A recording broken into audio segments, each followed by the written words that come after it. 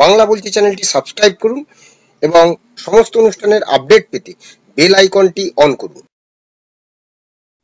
নমস্কার, বাংলা বলছি চ্যানেলে আপনাদের স্বাগত। শনিবার বিকেলে সংঘর্ষ বিরতি ঘোষণা হয়েছে ভারত পাকিস্তানের যে যুদ্ধের আবহ সেখানে। কিন্তু এই সংঘর্ষ বিরতির কথা প্রথম জানিয়েছিলেন মার্কিন প্রেসিডেন্ট ডোনাল্ড ট্রাম্প। প্রথম বিশ্বকে জানিয়েছিলেন ভারত পাকিস্তানের সংঘর্ষ বিরতির কথা। আর সেই ট্রাম্পই রবিবার প্রস্তাব দিয়েছেন দুই দেশের সঙ্গে কাশ্মীর সমস্যা নিয়ে কথা বলে সমাধান খোঁজার প্রক্রিয়া তিনি যুক্ত হতে চান। কিন্তু প্রশ্ন হচ্ছে যে আন্তর্জাতিক আইনায় ভারত জোরের সঙ্গে বলেছে কাশ্মীর ভারতের অবিচ্ছেদ্য অংশ এবং এই নিয়ে তৃতীয় পক্ষের কোনো হস্তক্ষেপ বরদাস্ত করা হবে না। তাই ডোনাল্ড ট্রাম্পের এই প্রস্তাব বা তিনি যে তার এক্স হ্যান্ডেলে এই প্রস্তাব দিয়েছেন, সঙ্গে সঙ্গে সরাসরি অবস্থান স্পষ্ট করেছে নয়াদিল্লির তরফ থেকে। একই সঙ্গে পাকিস্তানের সঙ্গে সন্ত্রাসবাদ নির্মূল ও জঙ্গি হস্তান্তর নিয়ে শুধুমাত্র আলোচনা হতে পারে বলে জানিয়ে দিয়েছেন মোদী সরকার। এখন প্রশ্ন হলো যে হঠাৎ করে ডোনাল্ড ট্রাম্প প্রতিবার সবকিছু আগ বাড়িয়ে খেলেন কেন? আমরা দেখেছি যে ডোনাল্ড ট্রাম্প নিজেকে সবসময় একটু প্রচারের আলোয় নিয়ে আসার চেষ্টা করেন। যে কোনো কিছুতে তিনি আগ বাড়িয়ে কথা বলেন। সে শুল্ক বাড়ানো থেকে হোক, বা আমরা দেখেছি যে তিনি দ্বিতীয়বার তার ইনিংস শুরুর আগে তিনি নানা রকম প্রতিশ্রুতি দিয়েছিলেন। সেই প্রতিশ্রুতিগুলো একে একে কি হতে চলেছে সেটা যেমন একদিকে, তেমনি ভারতের সঙ্গে তার বাণিজ্য, চীনের সঙ্গে বাণিজ্যের ক্ষেত্রে শুল্ক নিয়ে একটা সংঘাত, সবকিছুতেই তিনি কোথাও একটা, তারপরে অভিবাসন, সেখানে যারা আমেরিকার যে সমস্ত অধিবাসী অর্থাৎ আমেরিকার বাইরে থেকে যারা, অর্থাৎ প্রবাসী ভারতীয় হোক বা অন্যান্য দেশের যারা সেখানে রয়েছে, তাদেরকে আমেরিকা থেকে বিতাড়িত করার এই নানা রকম বিষয়ে তিনি কিন্তু সবসময় একটা বিতর্ক তৈরি করেছেন ডোনাল্ড ট্রাম্প। আর সেই ডোনাল্ড ট্রাম্প পর দুদিন এই এক হচ্ছে ভারত পাকিস্তানে তিনি একটি মধ্যস্থতা করেছেন, এটা বোঝাতে চেয়েছেন, প্রথমেই তিনি ঘোষণা করেছেন। আবার রবিবার সকালে তিনি বলছেন যে ভারত পাকিস্তানের মধ্যে কাশ্মীর সমস্যা নিয়ে কথা বলার সমাধান খোঁজার জন্য তিনি যুক্ত হতে চান। কেন ট্রাম্পের এই অতি উদ্যোগ? আমরা বলছি কেন এই অতি উদ্যোগ। কিন্তু একটা কথা তিনি বলেছেন, যেটি হচ্ছে দুই দেশের মধ্যে তিনি চাইছেন ব্যবসা। তার আগে তিনি একটা কথা বলছেন যে দুই দেশের মধ্যে ভারত পাকিস্তান শক্তিশালী অটল নেতৃত্বের জন্য আমি গর্বিত, কারণ তাদের শক্তি প্রজ্ঞা সাহস হয়েছে, দুই দেশই বুঝতে পেরেছে এবার আগ্রাসন বন্ধ করার সময় এসেছে। এটা যেমন শনিবার লিখেছিলেন, তেমনি আবার রোববার তিনি বলছেন আমি গর্বিত যে মার্কিন যুক্তরাষ্ট্র ঐতিহাসিক গুরুত্বপূর্ণ সিদ্ধান্তে পৌঁছতে সাহায্য করেছে। আলোচনা না হলেও আমি এই দুই মহান দেশের সঙ্গে বাণিজ্য উল্লেখযোগ্যভাবে বৃদ্ধি করতে আগ্রহী। অর্থাৎ আমেরিকা চায় ভারত আর পাকিস্তানের মধ্যে যাতে সব সময় এই ঠকাঠকি প্রতিবারে এবং এই দু দেশের মধ্যে যদি এই উত্তেজনা না থাকে তাহলে তাদের ব্যবসা করতে বোধহয় কোথাও অসুবিধে হয়। এক, দ্বিতীয়ত ভারতের এই বৃহত্তর বাজার, পাকিস্তানও একটা তাদের বাজার রয়েছে। তাই এবং পাকিস্তানকে যখন যেভাবে দরকার প্রয়োজন সেভাবে কাজে লাগানো যায়। একদিকে ভারতের বাজার আর অন্যদিকে পাকিস্তানকে যখন যেভাবে কাজে লাগানো যায়। এই জন্যই কি ডোনাল্ড ট্রাম্প এই অতি সক্রিয়তা দেখাচ্ছেন সবকিছুতে? কি আজকে আমরা এই বিষয় নিয়ে আলোচনা করবো। আমি বিপ্লব, আমার সঙ্গে রয়েছেন আন্তর্জাতিক সম্পর্ক বিশেষজ্ঞ অধ্যাপক ডক্টর রাজাগোপাল ধর চক্রবর্তী। রাজাদা, আপনাকে স্বাগত। রাজাদা, পরপর দুদিন এই যে ডোনাল্ড ট্রাম্প আগ বাড়িয়ে কথা বলা এবং তার ফলে আমাদের দেশে, পাকিস্তানের কথা বাদ দিচ্ছি, আমাদের দেশে এই যে ট্রাম্প একটা নিজের কৃতিত্ব দাবি করছেন এবং তার ফলে এখানে যে একটা রাজনৈতিক বিতর্ক তৈরি হচ্ছে যে ট্রাম্পের কাছে হয়তো ভারত নতি স্বীকার করছে, পাকিস্তানের কাছে নয়, ট্রাম্পের কাছে, মানে এইটা কেন? আপনি কিভাবে বিশ্লেষণ করবেন ব্যাপারটা? হ্যাঁ, দেখুন, যেটা গতকালের যুদ্ধবিরতি আহ, কারণ না দেখিয়ে যুদ্ধবিরতি বলা হলো, director general of military operation phone করেছিলেন পাকিস্তানের, তৎকালীন যুদ্ধবিরতি সিদ্ধান্ত। এইটুকুনি খালি আমাদের পররাষ্ট্র সচিব বলেছে। তাতে আমরা, আমাদের অনেকেরই মনে হয়েছে যে সরকার সবকিছু জানাতে চাইছে। এবং তার আগেও আমরা দেখতে পাই, ওনার বিবৃতির আগেই দেখতে পাই আমেরিকার প্রেসিডেন্টের তরফ থেকে যে ওনার সোশ্যাল মিডিয়ায় উনি লিখছেন যে দুই দেশ সিজ ফায়ার বা সংঘর্ষ বিরতিতে রাজি হয়েছে, এটা উনি লিখলেন। সঙ্গে সঙ্গেই যখন ট্রাম্পের তরফের যখন কোনো সোশ্যাল মিডিয়ায় বিবৃতি আসে, এটা তো উম, সর্বত্র প্রচারিত হয়। আমাকে সঙ্গে সঙ্গেই জানানো হলো, আমি বলেছিলাম এটা একটা মানে ফেক। কিন্তু যাই হোক, যেটা দেখা যাচ্ছে ফেক তো নয়। ট্রাম্প এরকম কিছু করেছে, দুদেশের নেতাদের ডেকে এনে বলেছেন যে তোমরা যুদ্ধবিরতি করো, হ্যাঁ, এটাতে আমি তোমাদের ব্যবসা বাণিজ্যের উন্নতি করবো বা ইত্যাদি। সেটা উনি কোন একটা তোমার বিবৃতিতে লিখেছেন। তো স্বাভাবিকভাবেই ট্রাম্পের একটা প্রভুত্ব করার বাসনা আছে। পুতিন এবং জেলেনস্কি, মানে রাশিয়া ইউক্রেনের সংঘর্ষ, উনি একই একটা যুদ্ধবিরতির কথা সেখানে জানিয়েছেন, কিন্তু যুদ্ধবিরতি তো হয়নি, চলছে। ভারত পাকিস্তানের একই কেস হলো। ট্রাম্পকে ট্রাম্পকে অসম্মান করতে পারেনি, তাই যুদ্ধবিরতি ঘোষণা করেছে। কিন্তু পাকিস্তান সঙ্গে সঙ্গে গুলি চালিয়েছে। প্রধানমন্ত্রী আজকে জানিয়েছেন গুলি চালালে আমরা গোলা চালাবো। অর্থাৎ কালকের সিদ্ধান্তটা প্রধানমন্ত্রী নিজেও মেনে নিতে পারছেন। এটা প্রধানমন্ত্রী কেন মেনেছে, যাই হোক, যেটা সেই বিতর্কে এখন তো যাওয়া যাবে না, উচিত হবে না। আজকে যে প্রধানমন্ত্রী বক্তব্য রেখেছেন, পাকিস্তান অকুপায়েড কাশ্মীরকে ছিনিয়ে নেওয়াই আমাদের লক্ষ্য, এই জায়গাতেই আমরা কালকে কিন্তু হতবাক ছিলাম যে কি চাইছে ভারত। যুদ্ধবিরতি করা মানে তো কি হলো? আজকে যে প্রেস ব্রিফিংটা বেরো, তারপরে তো যাবতীয় অপারেশন সিন্দুরে কোথায় কি করেছে তার যাবতীয় ব্যাখ্যা দিয়েছে। শুধু ঠিক আছে, তো দেখা যাক। কালকে 12টার সময় তো ডিজিএম ওর মধ্যে কথা হবে, তখন আমরা জানতে পারবো কি হচ্ছে না হচ্ছে। কিন্তু ভারতের যে পররাষ্ট্র নীতি, যেটা কোনোদিন কারোর কাছে আত্মসমর্পণ করে, সেটা কোথাও যেন একটা দিনের জন্য ট্রাম্পের কাছে আত্মসমর্পণ করলো বলে আমার মনে হয়। এবং ট্রাম্প, ভারত এবং পাকিস্তান দুটো অসম দেশ। আমি অত্যন্ত, মানে আমাকে মার্জনা করবেন দর্শকরা যারা দেখছেন, যারা পাকিস্তানকে ভালোবাসেন, পাকিস্তান সৃষ্টিতে আনন্দ পেয়েছিলেন, বা পাকিস্তান ভারতকে দুটো দেশ হিসেবে স্বীকার করেন, আমিও স্বীকার করি। কিন্তু অসম দেশ। ভারত একটা, হ্যাঁ, কয়েক হাজার বছরের পুরনো দেশ, সেটা আমেরিকার থেকেও পুরনো। আর পাকিস্তান সৃষ্টি হয়েছে ধর্মের ভিত্তি করে 47 সাল। এবং সে দেশ, সে দেশে দুটো দেশের আহ, সামাজিক, আর্থিক, সামরিক সব দিক থেকেই একটা বিরাট তারতম্য রয়েছে।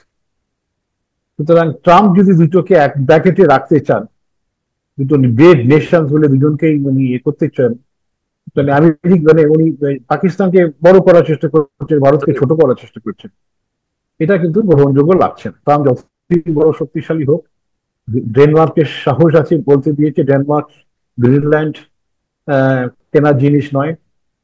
কানাডার নির্বাচন হয়েছে, কনজারভেটিভরা জিতে জানিয়ে দিয়েছে যে তারা আমেরিকার বা 51তম রাষ্ট্র হতে চায় না। আহ, আমরা দেখেছি হামাসরাও বলেছে গাজাও বিক্রির জন্য নয়। এবং আমরা একদিনের জন্য কোথাও যেন ব্যাখ্যা না দেওয়াতে আমারও মনে হয়েছিল যে আমরা বোধহয় ট্রাম্পের নীতির কাছে পদানত করেছি। কিন্তু মোদি কিন্তু আজকে যেটা জানিয়েছেন, যেভাবে জানিয়েছেন, তাতে মনে হয়েছে, যে মনে হচ্ছে যে ভারত আবার যতক্ষণ না পাকিস্তান অকুপায়েড কাশ্মীর পাওয়া যাবে।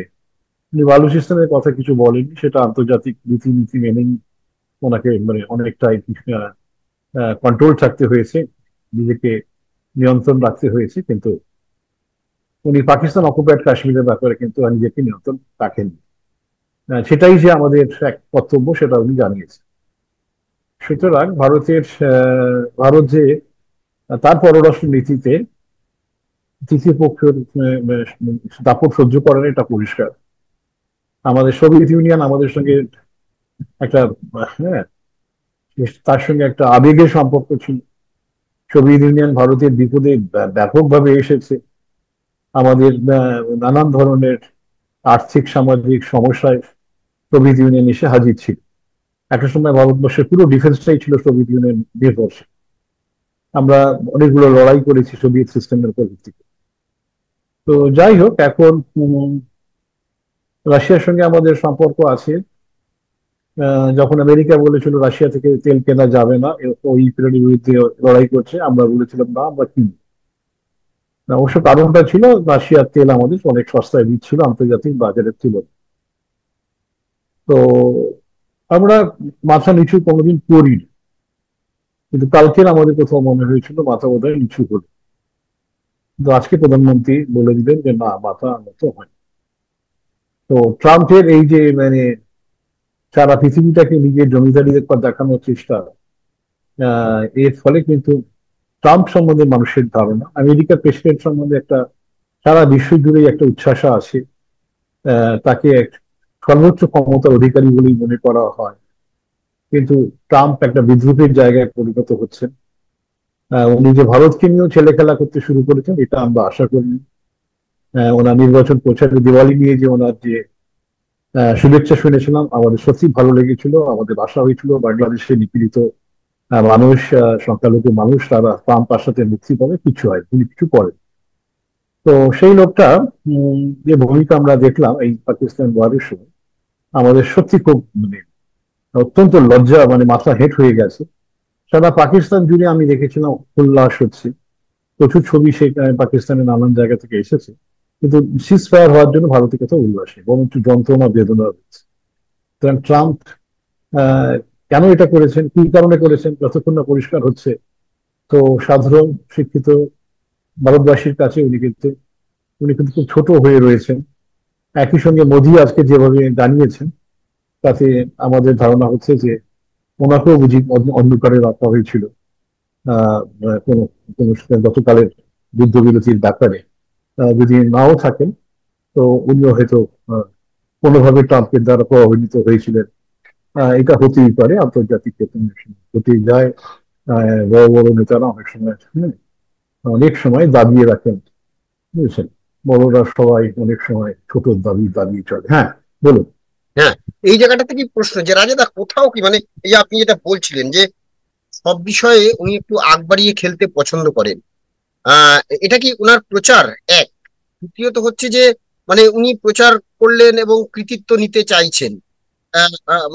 এইখানটাতে আজকে নরেন্দ্র মোদী অর্থাৎ মোদী সরকার বলেই দিচ্ছে কারো মধ্যস্থতা প্রয়োজন নেই, একদম পরিষ্কার বলে দিয়ে। আর এটা নিয়েই আমাদের এই মানে ভারতবর্ষে রাজনৈতিক দলগুলো এখনো সরাসরি না হলেও অর্থাৎ সেই 1971-এর ইন্দিরা গান্ধীর কথা তুলে আনছেন। হ্যাঁ, মানে এই জায়গাটা থেকে যে একটা বিতর্ক, এইটা আগামীকাল অর্থাৎ আমরা প্রতিবেদন করছি রবিবার, সোমবার দুপুর 12টায় এই যে সংঘর্ষ বিরতি সেটা নিয়ে আবার আলোচনা হওয়ার কথা দুই ডিজিএম এর মধ্যে, দুই দেশের। কি হবে জানি না, কিন্তু আজকে সন্ধ্যেবেলায় যে প্রায় 1 ঘন্টার বেশি একটি কাছাকাছি আহ, তিন সেনাপ্রধান ডিজিএমও যে প্রেস কনফারেন্স করেছেন এবং তাতে ভারত কি কি করেছে এবং তার প্রতিটা তথ্য পুঙ্খানুপুঙ্খ ভাবে ছবি দিয়ে প্রকাশ করা হয়েছে। কি ক্ষয়ক্ষতি পাকিস্তানের হয়েছে এবং সেখানে তাও জানানো হয়েছে যে পাকিস্তান যে যে বিষয়গুলো বলছে ভারতকে তারা কি করেছে না করেছে সেগুলো কিন্তু তার ব্যাখ্যা দেওয়া হয়েছে। এই জায়গা থেকেই প্রশ্ন যে আগামী দিনে এই আপনার মতে এই যে বিষয়টা কোথায় যেতে পারে বলে মনে হয়? হ্যাঁ, দেখুন, প্রধানমন্ত্রী যখন আজকে বলেছেন যে গুলি ছুড়লে গলা ছুড়বে, তো গুলি যদি আজকে পাকিস্তান ছোড়ে, কালকে যদি ভারত গোলা না ছড়ে, তাহলে বোঝা যাবে যে ভারতের আমেরিকার কাছে মাথা নত করতে হচ্ছে। কিন্তু যদি দেখা যায় যে না, কালকেরও গুলি যদি পাকিস্তান ছড়িয়েছে, তো ভারত তার জবাব দিয়েছে, তাহলে বুঝতে হবে ভারত কিন্তু কালকে যুদ্ধবিরতির যে কনসেপ্ট আছে হয়তো মানবে না, কিন্তু ঠিক আছে, আমাদের আর যুদ্ধবিরতি খেলে লাভ নেই। এবার আসল খেলা খেলা যাক, এটা হয়তো সম্ভাবনা আছে। কিন্তু যেহেতু একটা ট্রাম্পের মধ্যস্থতায় কিছু ঘটেছে, তো সহজেই যে পাশ কাটিয়ে যাবে সেটা নাও হতে পারে। কেননা কালকে যদি মোদী সত্যি চাইতেন যে না বন্ধ, পাকিস্তানকে শেখাতে হবে, সবক শেখাতে হবে, কালকে যুদ্ধবিরতিতে উনি না করতে পারতেন। এবং ওনার অনুমতি ছাড়া তো হয়তো নাও হতে পারে।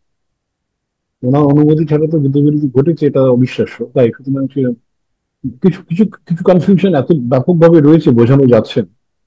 আহ, কেন সেটা কিন্তু বোঝা যাচ্ছে না। ডিপ্লোমেটিক নানান ভাবে পাকিস্তান, দেখুন এটা পরিষ্কার, পাকিস্তানকে বহুমা দেশ কাজে লাগায়। তারপরে আরো ভবিষ্যতে কাজে লাগানো যাবে। খুব সহজ বিক্রয়লভ্য একটা যে দেশ হচ্ছে পাকিস্তান। হ্যাঁ, তাকে যে কেউ কিনতে পারে, যার পয়সা আছে সেই কিনতে। তার ফলে অনেক দেশ এগিয়ে এসছে পাকিস্তানের, যাতে পাকিস্তান ধ্বংস না হয়ে যায় তার জন্য এগিয়ে এসছে। বিপ্লবকে খেয়াল রাখতে হবে যে বালুচিস্তান লিবারেশন ফ্রন্ট আমেরিকা কিন্তু টেরোরিস্ট অর্গানাইজেশন বলে। বালুচিস্তান লিবারেশন আর্মিকে আমেরিকা টেরোরিস্ট অর্গানাইজেশন বলে। কিন্তু তারা আমেরিকার মধ্যে কোনো উম, বা বালুচিস্তান পাকিস্তানের বাইরে কোনো ধরনের টেরোরিজম করেনি। সুতরাং বোঝা যাচ্ছে যে আমেরিকা পাকিস্তানের দ্বারা অনেকটা প্রভাবান্বিত। আর আমেরিকার সবচেয়ে বড় শত্রু ওসামা বিন লাদেন পাকিস্তানেই ছিলেন, কিন্তু তার জন্য পাকিস্তানকে আমেরিকা কোনোদিন প্রশ্নও করেনি, জিজ্ঞেসও করেনি, তাকে হ্যাঁ শাস্তিও দেয়। হ্যাঁ, সুতরাং অনেক বড় বড় অপরাধ করে পাকিস্তান বেরিয়ে গেছে। বেরিয়ে গেছে কেন? পাকিস্তানের এমন একটা তার জিওগ্রাফিক লোকেশন আছে, তাকে দিয়ে ভারতের বিরুদ্ধে লাগানো যায়, তাকে তাকে পাকিস্তান চাইনার বিরুদ্ধে লাগানো যায়, তাকে আফগানিস্তানের বিরুদ্ধে লাগানো যায়, নানান জায়গায় তাকে লাগানো যায়। সুতরাং দুটো বিরাট শক্তি ভারত এবং চীনের মাঝামাঝি তার অবস্থান থাকাতে অনেক দেশই তাকে ব্যবহার করতে চাইছে এবং চাই। সুতরাং হয়তো এই কারণেই পাকিস্তানের কেউ চটাতে চাইছে। তা এটা কিন্তু মানে মনে হওয়ার সম্ভাবনা রয়েছে। তাই আন্তর্জাতিক শক্তি, ভারতের আমরা যতই বলি কূটনৈতিক সাফল্য, তারা কিন্তু পাকিস্তান উম, ধ্বংস হোক আহ, চায় না। আর আতঙ্কবাদ না থাকলে পাকিস্তানও থাকবে, উগ্রবাদকে নিয়ে বা জঙ্গিস্তানই পাকিস্তান। তাই ইউরোপের দেশগুলো অনেকটা আমার যেটা মনে হয় আচারে কখনো তারা বুঝিয়ে দিচ্ছে, তারা কিন্তু জঙ্গি শাসন চায়, তারা নির্মূল করতে চায়। না হলে পাকিস্তানের ওসামা বিন লাদেন, আমি যখন আমার মনে হয়েছিল যখন ওসামা বিন লাদেন যখন জানা গেল পাকিস্তানে আছে, পাকিস্তানের উপর বিশাল নিষেধাজ্ঞা, কিচ্ছু হয়, কিচ্ছু করে, হ্যাঁ কিচ্ছু করে। সুতরাং পাকিস্তানকে বাঁচানোর তাগিদ এই ধরনের আমেরিকা সহ অনেক দেশের আছে এটা। তার ফলে ভারত যদি কড়া অ্যাকশন নিতে যায়, এরা বাধা দেবেই। একদম এটা একদম। এই যেটা মানে দেখছিলাম যে দুটো জিনিস, একটা হচ্ছে যে ভারত যে পরাক্রমী শক্তির দ্বারা পাকিস্তানকে প্রত্যাঘাত করেছে এবং পাকিস্তানের সমস্ত এয়ারবেস গুলো যেভাবে একের পর এক ধ্বংস হতে শুরু করেছিল, পাকিস্তানে উঠে দাঁড়ানোর মতো ক্ষমতা প্রায় শেষ হতে যাচ্ছিল। সেখানটায় যে যদি পাকিস্তান আহ আজকে ভারতের কাছে নত হয় বা পরাজিত হয়, এবং সেক্ষেত্রে পাকিস্তানের যে সমস্ত আহ চীনা ড্রোন বা অন্যান্য সামগ্রী সেগুলো একের পর এক ভারতের কাছে প্রতিহত হয়েছে, সেইখানটায় দাঁড়িয়ে দেখা যাচ্ছে যে ভারত আর পাকিস্তানের মধ্যে যদি এই মানে লাগাতার যে রেষারেষি না থাকে, তাহলে তার স্বার্থ, আমেরিকার স্বার্থ পূরণ হবে না।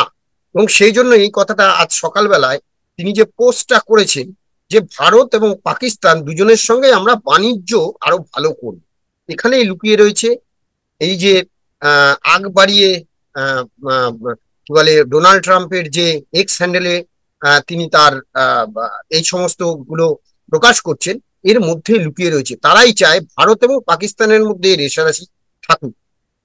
ধন্যবাদ রাজাদা, ধন্যবাদ আপনাদের। আগামীকাল কিন্তু আজ রাত খুব গুরুত্বপূর্ণ, এটা কিন্তু বলে দিয়েছেন আজকে সেনাবাহিনীর তরফে। কালকে দুপুর 12টায় আমাদের যেদিন প্রতিবেদন যাচ্ছে, তার দুপুর 12টায় কিন্তু আবার বৈঠক হওয়ার কথা, আলোচনা হওয়ার কথা, বৈঠক মানে আলোচনা হওয়ার কথা। কিন্তু সেখানে একটা কথা পরিষ্কার বলে দিয়েছে গুলি চললে গোলা চলবে। আর আজ রাতটা কিন্তু খুব মানে গুরুত্বপূর্ণ রাত, আমরা সেদিকে নজর রাখবো। ধন্যবাদ রাজাদা, ধন্যবাদ আপনাদের, সবাই ভালো থাকবেন, নমস্কার।